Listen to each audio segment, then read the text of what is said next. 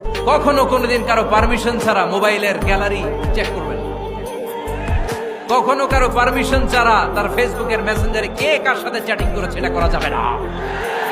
কখনো কারো পারমিশন ছাড়া তার মেইলের ইনবক্স খুলে দেখা যাবে না।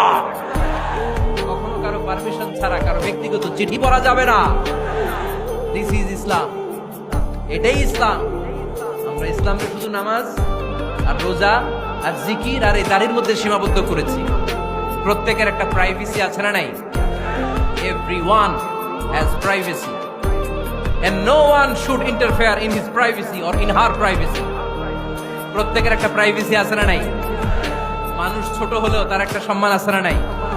এজন্য ছোট্ট বাচ্চাদেরকে কখনো প্যান্ট খুলতে বলবেন না।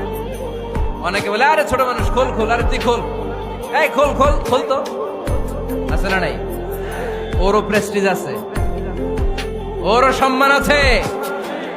খবরদার, everyone has a personal space and no one should interfere someone's personal space.